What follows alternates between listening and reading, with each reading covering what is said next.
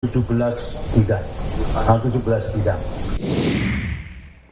Semakin hari kasus pagar laut semakin harusnya menemukan titik terang mengenai siapa sebenarnya pemiliknya. Meski Menteri ATR BPN sudah buka suara, hingga kini siapa pemberi sertifikat hak guna bangunan dan hak milik belum ada yang mengaku.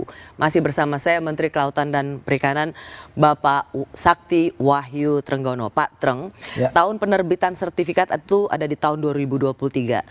Dan Bapak sendiri mengatakan terkejut bahwa kok laut punya sertifikat. Ya. Pertanyaannya adalah kenapa seorang Menteri Kelautan dan Perikanan tidak cukup keras memberikan reaksi atas ini? Begini ya, kalau konteks kerasnya itu adalah ya sebenarnya kan kita sudah berkoordinasi dengan Menteri ATR BPN. Jadi ini intens sebetulnya. Kemarin juga kita meeting sama dia dan seterusnya gimana nanganin. Saya minta data terhadap pemilik dan nama-nama itu dan seterusnya. Lalu kemudian kita protes. Tapi memang kita tidak suka untuk sampaikan ke publik, tapi lebih suka kepada apa yang sudah kita dapatkan kita selesaikan langsung. Dan Menteri ATR BPN juga menyampaikan kepada saya segera akan mengumumkan mana saja atau yang bisa dicabut dan seterusnya. Tapi selalu saya katakan Pak Menteri, yang ada di dalam laut sepakat ya, dalam laut sesuai dengan undang-undang memang tidak boleh ada Jadi apapun namanya 30 km pagar laut itu adalah salah. Salah, itu salah. Betul. Nah, Pak Treng, Bapak dengan pasti mengatakan bahwa ini salah. Apapun ini salah. Salah. Karena dia tidak punya izin. Dia tidak punya izin. Ya. Kalau dia punya izin ya dia tidak salah.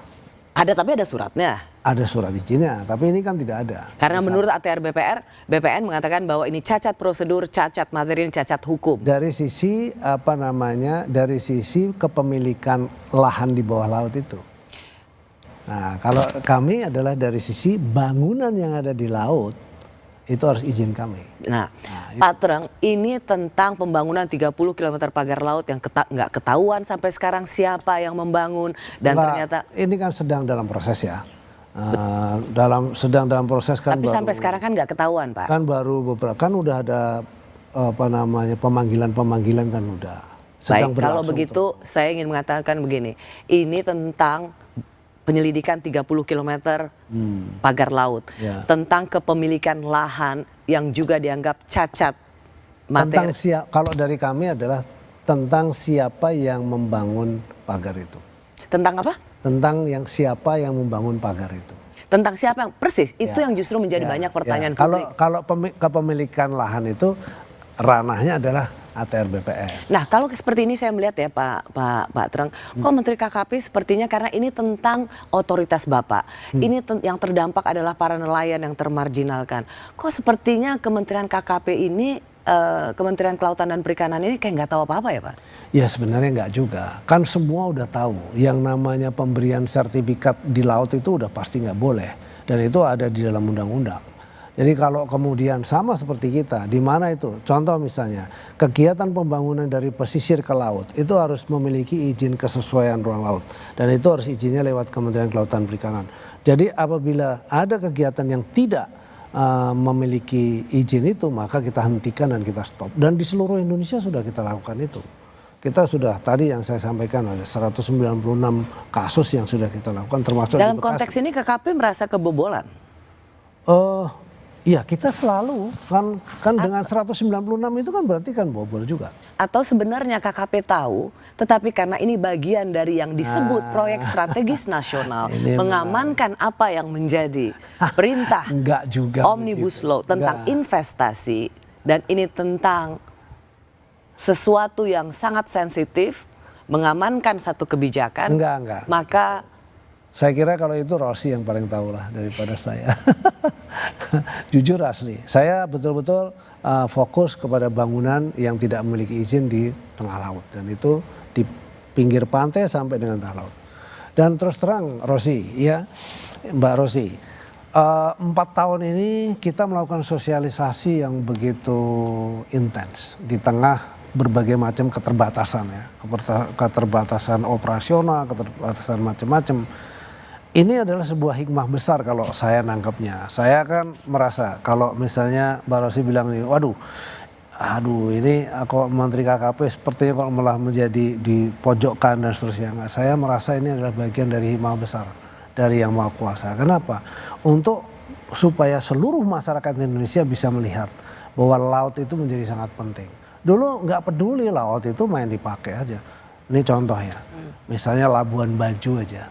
Labuan Bajo itu adalah satu objek wisata dan banyak sekali bangunan-bangunan di laut dan di pinggir laut. Itu juga sedang kita cek juga, tapi satu sisi juga kemudian itu kan kalau udah terjadi seperti apa itu salah satu itu pelanggaran juga. Ya, kalau kembali ke pertanyaan saya bahwa ini sengaja didiamkan dan banyak juga terjadi di laut lainnya dan kemudian ini adalah bagian yang tidak terhindarkan dari mengamankan proyek strategis nasional. Apakah Pak Treng memang sedang berselancar di antara dua kepentingan enggak. Demi kepentingan investasi? Enggak begitu juga. Kalau proyek strategis nasional kan jelas undang-undangnya. Proyek strategis nasional itu kan harus yang didahulukan. Jadi apapun namanya, begitu PSN di-announce menjadi sebuah PSN, di situ nggak bisa apa-apa. Tapi ini kan di luar PSN. Menteri ATR merilis 2 perusahaan yang mengantongi sertifikat HGB, yaitu PT Intan Agung Makmur, tadi 230 sekian bidang, PT Cahaya Intistosa 20 bidang. Perusahaan ini bergerak di sektor bisnis real estate. Ini yang kemudian dilihat publik sebagai sebuah upaya untuk, tadi Bapak sudah mengatakan reklamasi alami, untuk kepentingan real estate. Pak Treng, apakah publik melihat Pak Treng sebagai Menteri Kelautan dan Perikanan tidak cukup memiliki suara yang keras untuk menentang ini? Padahal ini tentang laut yang tadi dikatakan oleh Ketua Komisi 4 dan banyak orang, ini kita pasti panggil ini bukan milik per orang, bukan milik perusahaan tertentu. Iya betul. Laut itu adalah common property yang tidak bisa dimiliki oleh pribadi, tapi itu adalah milik semua orang. Kita pasti panggil karena kita tahu 2 perusahaan itu juga dari Pak Menteri ATR. Apakah 2 perusahaan itu juga yang memasang pagar itu? Ini konteksnya jangan di ini ya, karena kalau ruang kami hanya di bangunan di laut itu.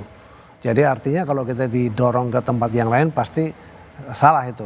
Jadi supaya publik juga bisa tahu bahwa yang membangun pagar di laut pakai bambu itu dan lain sebagainya itu yang sedang kita cari. Kalau ini ada kaitannya pasti kita akan panggil ini juga. Dan tim kita yang ada di Kementerian Kelautan Perikanan pasti sudah melakukan ini semua.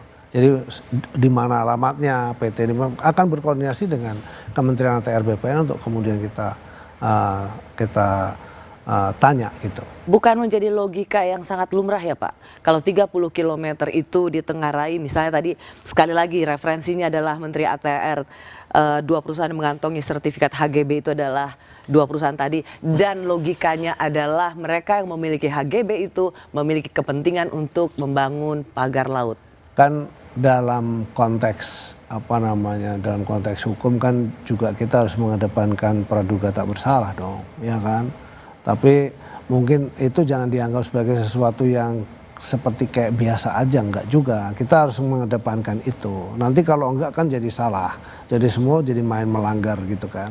Jadi kalau misalnya yang bersangkutan katakan PT yang disebut tadi, kita akan tanya pasti, apakah kamu juga menjadi orang yang melakukan pembangunan ini atau memberikan pendanaan untuk pembangunan pagar laut ini dan seterusnya gitu. Dan kalau mengaku bukan kami, ya, selesai. Kita akan cari dong dari masyarakat. Kan kita sedang proses juga dengan masyarakat, siapa aja dari masyarakat nelayan di situ yang kita tanyain. Sekarang ini sedang dalam proses sana. Gitu. Pak Treng, saya mau minta klarifikasi. Publik melihat bahwa Menteri ATR BPN ini jauh lebih terbuka soal siapa di belakang ini. Sementara Menteri KKP yang bapaknya nelayan, yang dirugikan karena pagar laut ini, cenderung tidak ingin mengatakan siapa di balik pembangunan pagar laut ini. Mbak Rosy, Kalau yang di ATR itu Sorry sudah maaf ya Pak ya, harusnya Pak Menteri yang jauh lebih marah dengan adanya 30 km pagar laut ini karena anak-anaknya Bapak yang terkena dari kemarahan pagar saya sudah saya refleksikan di dalam penyegelan. Itu kemarahan saya. Tapi ada orang yang marah-marah nggak jelas kan. Kalau saya marahnya jelas. Jadi kemarahan saya adalah saya refleksikan dalam bentuk penyegelan. Yang berikutnya adalah memproses mereka untuk didenda sesuai dengan peraturan perundangan yang berlaku yang menjadi kewenangan Kementerian Kelautan dan Perikanan. Itu saya buktikan tidak pada ini, dengan yang lain sama. Seperti juga kasus di Bekasi. Enak di Bekasi karena ada namanya, nama PT. Sehingga kita udah langsung address bahwa yang bersangkutan itu yang melakukan. Kita minta hentikan dan kemudian kita proses mereka. Kita kaji kenapa bisa melakukan itu, kemudian kita minta pendapat juga dengan kementerian lembaga lain yang terkait seperti misalnya LH dan sebagainya gitu. Dampaknya seperti apa. Nah, kalau dampaknya tidak masalah, maka kita denda dia dan kita minta untuk dikembalikan. hanya denda, hanya sanksi administrasi. Katanya marah. Aturannya di situ, kalau saya marahnya lebih gimana? Nanti malah dimarahin orang dong. Kan saya marahnya dengan cara ya itu cuman memang sanksi administratif. Di undang-undangnya dikatakan begitu. Gitu. Kita tidak sampai lebih dari situ.